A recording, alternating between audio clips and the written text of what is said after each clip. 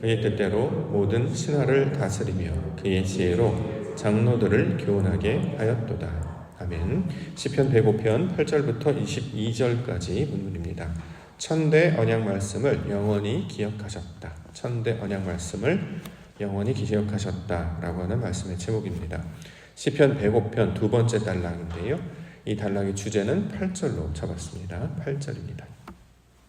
8절. 그는 그의 언약 곧 천대에 걸쳐 명령하신 말씀을 영원히 기억하셨으니, 이렇게 말씀을 시작하고 있습니다. 자, 이 구절을 세 가지 개념을 가지고 핵심 단어 세 가지로 구분하여서 살펴보면 이렇게 정리할 수 있습니다. 천대에 걸친 언약 말씀이라고 하는 것, 그다음에 영원히라는 것과 그다음에 기억하다.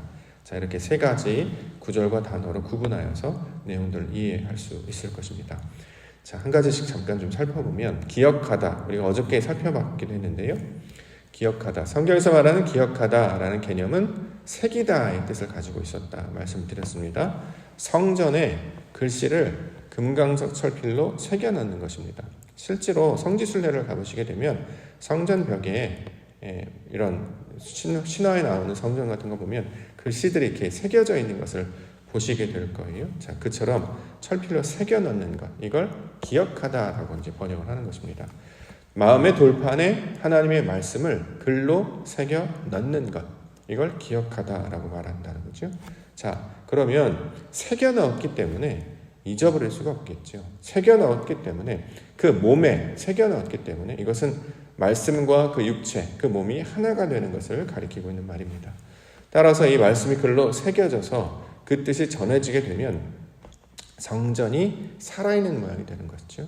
성전이 단순히 이 모양만 갖춰서 모양으로 우리에게 하나님이 주신 것이 아니라 거기에 새겨진 말씀들 또는 그림들을 살펴보라는 것이었죠. 자, 이것을 알게 됐을 때 성전이 되는 것이고, 자, 돌판에 글이 새겨지게 됩니다. 근데 이것들이 차곡차곡 쌓이게 되죠. 그러면 책이 되는 것이죠. 그래서 이것을 생명을 가진 책, 그래서 생명책이다 이렇게 말합니다. 하나님께서는 우리가 성전이 되기를 원하셨고 우리가 생명책이 되게 하셨죠. 그래서 우리 마음 가운데 하나님의 말씀을 하나님께서 직접 써 넣으시는 것인데, 영으로 써 넣으시고 영으로 기록하셔서 살아있는 성전, 살아있는 생명책이 되게 하시는 일, 이것을 기억하다라는 단어가 가지고 있는 의미입니다.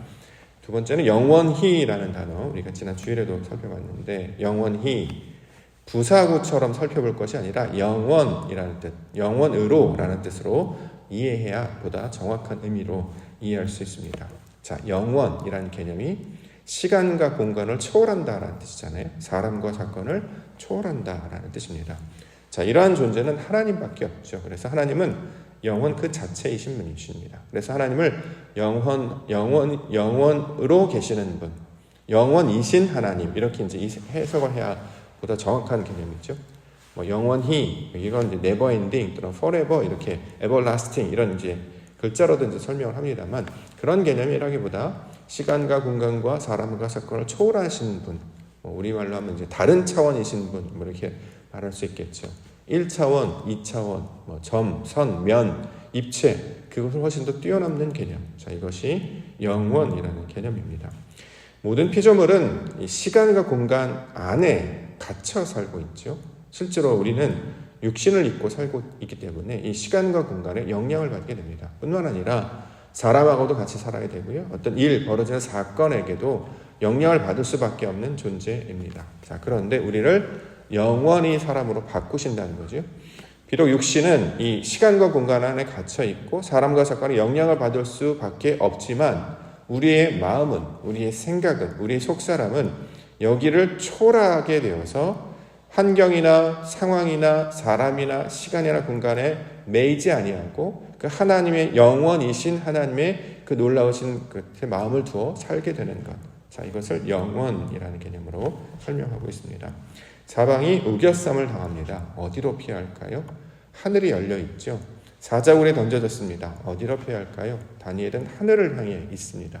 그것이 상징하는 것처럼 사방이 우겨쌈을 당하고 환경이 나의 뜻대로 되지 않는다 하여도 거기에 연연하지 아니하고 피할 길을 내시는 그 하나님을 바라보는, 다시 말해 하늘을 향해 우리의 마음과 뜻을 두는, 마치 다니엘과 같이 뜻을 정하여 보이지는 것, 주어지는 것이 아니라 하나님께 마음을 두는 것, 이것을 영원이라고 합니다. 자, 영원으로 우리를 인도하시는 분이 바로 하나님이시다. 그의 속성과 성분을 담는 것이 성도들이 된다라는 것이죠. 자, 1000대에 걸친 언약 말씀도 9절에 나와 있는데요. 성경에 1000대에 걸쳐서 내가 복을 주리라, 1000대에 걸쳐서 언약을 지키리라, 이렇게 1000에 관한 소식들을 전합니다. 그러면 우리는 어떻게 이해를 해야 되냐면, 1000 그러면 1, 2, 3, 4, 5, 6 이렇게 해서 도달하는 1000, 이 숫자적인 개념, 물리적인 개념이라기보다는 1000이라고 하는 것은 하늘의 속성, 하나님의 속성을 가리킬 때 1000이라고 합니다. 우리말에, 우리 한자어에 일천천과 하늘천이 발음이 같잖아요. 저는 우연이라고 생각하지 않습니다. 그냥 만들다 보니 그냥 발음이 똑같을 뿐이야 라고 생각하지 않고, 글자조차도 그 의도가 담겨져 있다고 생각을 해요. 천이라는 개념 자체가 하늘의 속성을 가리키는 말이다라는 거죠. 우리말에도 그런 의미가 나타나는 것처럼 성경에서 말하는 1000대라고 하는 것은 자손의 자손을 가리키는 말이라기보다는 하나님의 속성을 가리키는 말입니다. 즉 영원이라는 뜻이죠. 영원이라는 속성을 가진 것이 뭐냐? 언약 말씀이다. 언약이라고 하는 것, 우리가 커버넌트라는 단어로 우리가 기억하고 있는데, 언약은 창세기 1장 1절 처음에 나온 태초에라는 말입니다. 베레시트라는 말이죠. 자, 이것이 완성됐을 때, 그 하나님의 온전한 뜻이 이루어질 때, 이걸 언약, 하나님께서 이 태초에라는 말씀으로 이루어 가시겠다라고 할 때 이게 언약의 내용이 되는 것이죠. 근데 이건 이제 우리가 태초에라고 번역을 했기 때문에 옛날 옛적에, 태고적에, 아주 오랜 옛날에, 이런 말이 아니라 하나님의 의도가 담긴 말입니다. 내가 이렇게 할 것이다. 아들을 보내서 하나님께서 원하시는 그 뜻을 이루어 갈 것이다. 이걸 언약이라고 하는데, 자, 결국 1000대에 걸친 언약 말씀, 하나님의 의도와 사역을 가리키는 말로 우리 가운데 가르쳐주고 있습니다. 자, 이처럼 자신의 뜻을 우리 가운데 가르쳐 주셔서 하나님의 형상을 닮은 1000대 영원의 그 언약의 하나님의 백성으로 이루시겠다는 하나님의 말씀이, 그렇게 우리를 새겨 넣으시겠다라고 하는 하나님의 약속이 1000대 언약 말씀을 영원히 기억하셨다라고 하는 구절이 주는 의미가 되는 것입니다. 자, 이렇게 우리가 말씀이 새겨진 성전, 말씀이 새겨진 생명책이 되면 우리가 말하는 모든 것이 다 감사의 내용이 된다는 거죠. 하나님의 뜻이 내 안에 이루어졌기 때문에 내가 그의 성분이 어떠한지를 다 알아서 그가 하시는 일이 선하심을 온전히 믿음으로 받게 되는 상태. 자, 그러면 이걸 감사라고 이야기합니다. 어저께 말씀을 통해서 살펴봤습니다. 자, 이렇게 하나님께서 우리 가운데 역사하신 일을 나타내는 구절로 105편을 계속해서 진행하고 있습니다. 자, 그러므로 본 말씀 붙잡고 우리 믿음 가운데 나아가기를 소망합니다. 첫 번째 주시는 인물들을 아브라함, 이삭, 야곱 설명하고 있습니다. 9절부터 11절.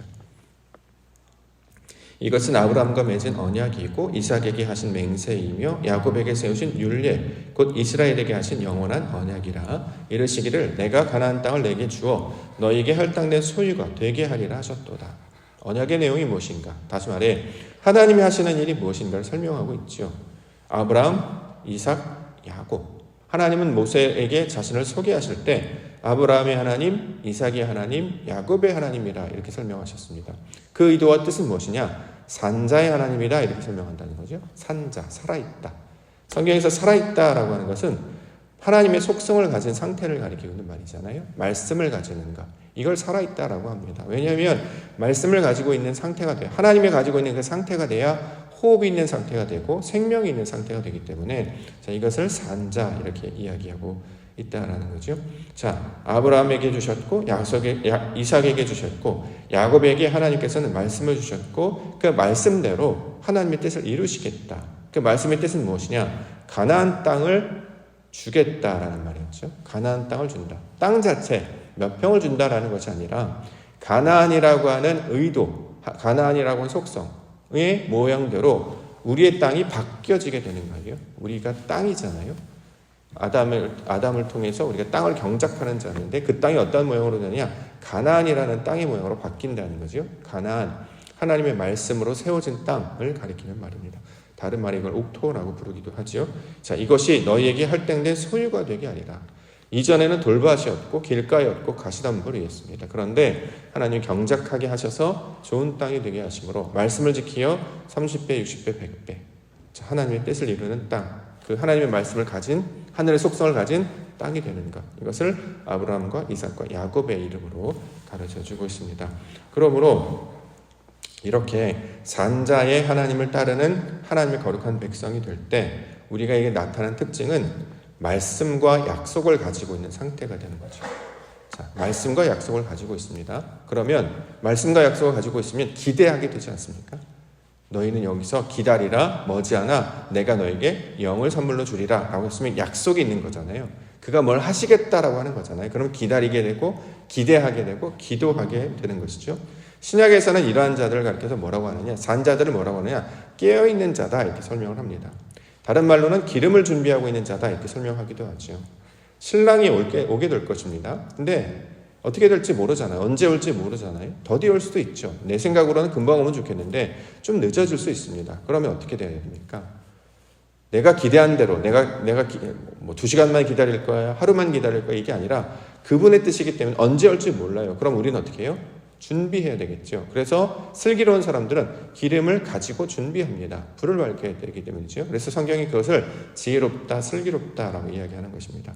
자, 이처럼 하나님의 의도가 나타나는 거예요. 하나님이 오실 거란 말이죠. 그럼 내가 어떻게 준비를 해야 될까? 이것들을 또 준비하고 있어야 되겠네. 하나님이 오시겠네. 그가 반드시 오시겠네. 이거 기대하지요. 기다리고 있고 소망을 가지고 있어요. 자, 그렇죠. 정말 그 일이 이루어질 걸 믿고 있는 사람들 아니겠습니까? 그런 자들을 가리켜서 깨어있다라고 이야기하죠. 그래서 일찍 일어나는 것입니다. 그래서 열심히 준비하는 것이고 내일 올지 모르고 언제 올지 모르니까 깨끗이 준비하고 있는 것. 자, 이것을 산자, 깨어있는 자, 약속을 가진 자들로 설명하고 있습니다. 그 다음에 이어서 기름 부음 받은 자에 대한 이야기 이어서 합니다. 12절부터 15절. 그때에 그들의 사람 수가 적어 그 땅의 나그네가 되었고 이 족속에게서 저 족속에게로 이 나라에서 다른 민족에게로 떠돌아다녔도다. 그러나 그는 사람이 그들을 억압하는 것을 용납하지 아니하시고 그들로 말미암아 왕들을 꾸짖어 이르시기를 나의 기름 부은 자를 손대지 말며 나의 선지자들을 해하지 말라 하셨도다. 자, 어려운 상황 가운데서도 하나님께서 보호하시는 자가 있어요. 누굽니까? 기름 부은 자들, 나의 선지자. 하나님께서 특별히 이들을 구별하셔서 보호하신다 이렇게 얘기합니다. 대표적인 백성들이 이스라엘이잖아요. 애굽으로 인도하셨는데 고센이라는 땅에서 별도로 보호하셨습니다.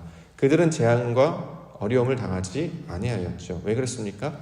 기름 부음 받은 자였기 때문이죠. 선지자들이었기 때문이죠. 기름 부음 받은 자들을 누구를 가리킵니까? 말씀을 가진 자들을 기름 부었다라고 이야기하고 하나님의 말씀을 그대로 가지고 전하는 자들을 선지자라고 이야기하지 않습니까? 동일한 내용이죠.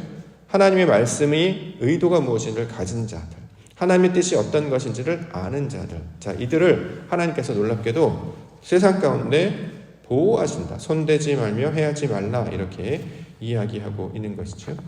자, 이런 사람들은 어떤 사람들을 가리키는 말이냐면 자기의 소견대로 하지 않는 사람들을 가리키는 말이 되겠죠. 왜냐하면 말씀을 가졌기 때문에. 말씀이 없으면 어떻게 합니까? 내 뜻대로 하거나 사실 내 뜻이 뭔지 잘 몰라요. 내가 뭘 원하는지. 그러니까 만족이 안 되잖아요. 우리가 늘 원망하고 불평하는 이유는 뭐가 있어야 되는지 우리는 잘 몰라요. 그러니까 뭐든지 남들이 있는 게 있으면 좋은 줄 알죠. 이것도 있고 저것도 있고 그냥 다 있어야 돼 이렇게 생각하죠. 근데 정작 집에 갖다 놓으면 쓰레기밖에 안 되죠. 한 번도 사질 않아요. 저게 나한테 필요한 줄 알고 샀는데 2년 내내 저기 창고에 처박혀 있습니다. 꺼내보면 이거 언제 샀지? 나 애초에 필요하지 않았어요. 그리고 샀어도 쓰지 않을 거였어요. 근데 왜 사지요? 좋아 보여서, 이뻐 보여서 그런 거죠. 그러니까 뭐가 원하는지, 뭐가 필요한지 정확하게 우리는 잘 모릅니다. 그래서 어떻게 하느냐? 따라하죠. 남들 것. 어떻게 해요? 세상 것 따라합니다. 세상에서 뭐라고 말하니까 그럼 좋은 줄 알고 이게 나한테 필요한 줄 알고 나도 있어야 되겠네. 엉뚱한 것에 시간과 노력과 애를 쓰다가 결국에 필요도 없는 것에 허비하고 허랑망탕하게 살 수밖에 없게 된다라는 거죠. 그런데 하나님의 말씀을 가진 자는 어떻게 사냐면 자기 소견대로 하지 않습니다. 세상 방식대로도 하지 않습니다. 하나님의 방식을 따라 살려고 애쓰죠. 물론 완벽하진 않습니다. 그러나 하나님께서 원하시는 것이 무엇일까? 아버지께서 기뻐하시는 것이 무엇일까? 이것들을 추구하면서 살게 됩니다. 그렇기 때문에 세상 안에 있지만 그들은 세상을 초월하며 살게 됩니다. 남들은 물질이 있어야 된다고 얘기하는데 물질이 본질이 아니다라고 이야기를 해요. 초가 삼간에 살든지 먹거나 마시든지 어떻게 살든지 그게 나를 즐겁고 하거나 만족하는 게 아니라 하나님의 여호와의 입에서 나오는 모든 말씀이 나를 채우는 것임을 알아서 그것들을 깨닫는 것으로 모든 것들을 정렬하고 구별하고 감당한다는 거죠. 어떤 것이 있는데 이것을 통해 하나님의 뜻을 깨달을 수 없다면 그건 무의미한 것이 된다는 거예요. 그렇기 때문에 세상에서 말하는 가치 있는 것들에 마음을 두지 않습니다. 세상에서 말하는 가치 있는 것들은 많은 사람들이 지지하거나 또는 어떤 가치, 세상 사람들이 인정하는 쪽으로 가는데 우리 믿음에 있는 사람들은 그것을 통해 하나님의 뜻을 깨달을 수 있는 것이 가치 있는 것이죠. 그렇죠? 아버지께서 기뻐하시는 것이 가치 있는 것이죠. 그래서 그것들에게 마음을 두지 않습니까? 대표적인 예를 하나 든다 그러면 전 예배라고 생각하는데 똑같은 시간을 사용하잖아요. 하루에 24시간, 그 중에서 잠자는 시간 빼놓으면 우리에게 정해진 시간은 한정이 되어 있단 말이죠. 근데 아침 새벽에 한 30분 또는 주중에 수요일날 한 40분, 금요일날 한 40분, 주일날 1시간 따지고 보면 한 주를 생각하면 그렇게 많은 시간은 아니에요. 왜냐하면 우리가 쓸데없이 보내는 시간들이 많기 때문이죠. 핸드폰을 본다거나 쉰다거나 의미 없이 보내는 시간 되게 많이 있어요. 그런데 그 중에서 구별해서 그 시간들은 이렇게 띄워넣는 거 아니겠습니까? 그래서 하나님의 것을 찾겠다. 이게 구별하여 나오는 것이죠. 세상에 보면 아무런 의미가 없어 보이지만 우리는 그걸 의미 있다라고 보는 건 아니겠습니까? 왜냐하면 말씀을 듣는 연습을 통해서 소위 말해서 이제 수업 받는 거랑 똑같죠. 저는 그거랑 똑같다라고 생각합니다. 학교에서 수업 시간에 선생님이 뭘 말하면 그 이야기를 듣는 시간이라고 생각을 해요. 자, 선생님들도 선생님이 가지고 있는 지식을 말하는 것이 아니라 세상에 이미 알려진, 이미 충만하게 전해진 그것들을 깨달아서, 먼저 알아서 어떻게 이걸 받아들일 것인지 방법을 알려주시잖아요. 그러면 이제 학생들은 그걸 보고 배워서 깨닫고 어떻게 세상을 가는지 알게 됩니다. 마찬가지로 하나님에 관한 이야기를 하는 곳이 교회밖에는 없기 때문에 그래서 우리가 예배를 드리는 이유는 예배는 수업과도 똑같다. 그래서 저는 학점 따는 것과 똑같다라고 생각합니다. 학점 따셔야죠. 그래야 졸업이 되지 않겠습니까? 그래야 어떤 아는 것이 있지 않겠습니까? 수고하지 않는데, 공부하지 않는데, 손으로 애써 하지 않는데 어떻게 열매를 맺지를 원하시나요? 가만히 있는데 저절로 나는 알게 되기를 원해. 다 정리해서 다 핵심만 가르쳐주세요. 답만 가르쳐주세요. 그러니까 시험 볼 때 다른 조그만 문제가 다르면 능력이 안 됩니다. 상황이 조금만 달라지면 전혀 우리가 감당하지 못하게 되는 거죠. 자, 그런데 하나님께서 주시는 말씀을 가진 자들은 어떻게 하는 것이 하나님의 뜻인지를 찾는 자들입니다. 그것을 찾고 구하고 두드리고 이거에 연습이 되어 있기 때문에 어떤 일이 벌어질 때 이건 우연이 아니구나. 하나님이 하시는 이유는 하나님께서 원하신 것이 뭐지? 그러면서 기도하죠. 아버지 뜻이 무엇입니까? 가르쳐 주십시오. 내가 어떻게 해야 되겠습니까? 나는 어떤 방식으로 지금까지 적응해왔습니까? 그럼 하나님께서 뭘 원하십니까? 그래서 하나님의 뜻을 쫓아가는 것. 자, 이것을 이제 믿음의 벼랑, 하나님께서 원하시는 백성들이 감당하는 모습입니다. 교회는 세상을 따라가는 곳이 아니고 세상을 초월하며 있어야 되겠죠. 우리가 이끌어가지도 않습니다. 사람들이 따라오지 않기 때문이죠. 다만 세상 안에 살지만 세상에 속한 자가 아니라 하늘에 속한 자로 하나님의 말씀과 진리를 붙잡고 사는 자들이 되어야 할 것입니다. 마지막으로는 요셉에 관한 이야기하고 있는데요. 그가 16절부터 19절 그가 또 그 땅에 기근이 들게 하사 그들이 의지하고 있는 양식을 다 끊으셨도다. 그가 한 사람을 앞서 보내셨으며 요셉이 종으로 팔렸도다. 그의 발은 착고를 차고 그의 몸은 쇠사슬에 매였으니 곧 여호와의 말씀에 응할 때까지 그의 말씀이 그를 단련하였도다. 대표적인 요셉, 고난받는 자의 형상화라고 볼 수 있겠죠. 세상 사람들의 욕망대로 세상은 흘러가지 않습니다. 바람대로 흘러가지 않습니다. 오히려 억울한 일을 겪게 되지요. 그런데 요셉의 이야기처럼 모든 상황을 통해 이건 다 하나님이 단련하시는 과정이다. 우리를 정결케 하고 성결케 하는 과정으로 지금 설명하고 있다는 거죠. 자, 그래서 사람의 생각으로 보면 그럴 수 없는 상황입니다. 그렇게 해서는 안 되는 상황이고요. 누구라도 어쩔 수 없는 상황입니다. 우리가 늘 이야기하잖아요. 어쩔 수 없었어요. 소위 말하는 핑계라고 하는 게 그겁니다. 핑계가 다 나에게 유리한 방식대로 설명하는 거잖아요. 근데 하나님은 어떻게 해요? 그걸 뛰어넘기를 원하시는 거죠. 환경을 뛰어넘기를 원하시고 시간과 공간, 사람의 영향을 받지 말고 그걸 뛰어넘으라는 거예요. 그래 초월하는 거죠. 요셉이 끌려갔는데 어떻게 그래 성실히 살까? 원망하지 않고 불평하지 않고 타협하지 않고 유혹을 당하지 않고 그 방식대로 따라가지 않고 심지어는 감옥에 갇혔어도 그렇게 성실하게 할 수 있었던 이유 약속을 믿고 하나님의 뜻을 바라봤던 자이지 않겠습니까? 아무리 세상에 절망 같은 상황이 있을지라도 피할 길을 내시는 분이 있고 세상에 다 똑같은 방식으로 살지라도 우린 그렇게 살아가지 않는다라는 거지요. 왜 그러냐 보니까 형통한 자였기 때문이다. 성경은 그렇게 증거합니다. 형통. 하나님께서 그렇게 하게 만드신다는 뜻이에요. 우리가 그런 능력이 있는 게 아니고 신기하게 하나님이 우리를 그렇게 바꾸셔서 그렇게 하게 하세요. 똑같이 맞서 싸우고 똑같이 같이 삿대질하고 똑같이 화내고 똑같이 에잇 그러고 싶은데 하나님 우리를 그렇게 하지 않으시잖아요. 자꾸 말씀이 떠오르게 하시고 예수님이 떠오르게 하시고 그래 아버지가 이걸 원하지 않지 기쁘시지 않지 그래 내가 참아야지 자꾸 이런 방식으로 나아간다는 거죠. 세상 방식이 아니에요. 오른쪽 뺨을 맞으면 왼편도 돌려대는 것, 속옷을 가지고자 하는 겉옷도 내어주는 방식, 이게 하나님의 방식이라는 거죠. 자, 그것을 왜 그렇게 하느냐?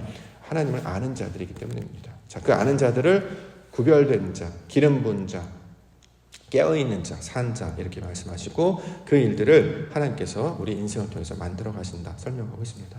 이러한 인생 한번 살아봐야 되지 않겠습니까? 남들처럼 살다가 그냥 끝나는 인생 말고 남들과 좀 다른 사람, 세상에서 말하는 걸 가지고 막 즐겁거나 유쾌하게 생각하는 것이 아니라 세상은 알 수 없는 나만이 가지고 있는 그 비밀, 하나님과 나만이 아는 그 독특한 경험, 하나님 주신 그 약속, 그 말씀으로 주신 감격과 그 기쁨, 그 만족과 감사를 누리는 삶.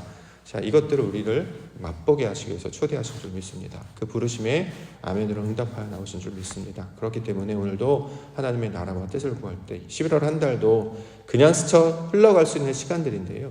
하나님이 하시는 일들을 기대합니다. 또 기도합니다. 이것들을 통해서 하나님 이루어 주시옵소서. 그래서 그 영광을 바라보면 중학교 때, 초등학교 때, 고등학교 때 그 3박 4일, 2박 3일 그 기도했던 시간에 만났던 그 하나님의 그 뜨거움 때문에 지금까지 달려온 거 아니겠습니까? 그 사랑하신다는 날 사랑하신다는 그 말씀 때문에 지금까지 달려왔고 어떤 사람들은 그 사랑의 그 작은 경험으로 평생을 기도하면서 기다리면서 사는 자들 성경에 안나라든가 시몬이라 그런 이야기 하는데 자, 이런 것들을 가진 자로 우리를 부르셨는 줄 믿습니다. 이 어둠 가운데 이 안 좋은 소식들이 가득한 세상 가운데 하나님의 말씀을 복음으로 여기고 그의 말씀과 동행하며 완전한 자로 또 하나님이 원하시는 하나님의 백성으로 이렇게 거룩하게 살아가시는 우리 믿음의 하루 한 달 되시기를 주의 이름으로 간절히 축원합니다. 기도하겠습니다.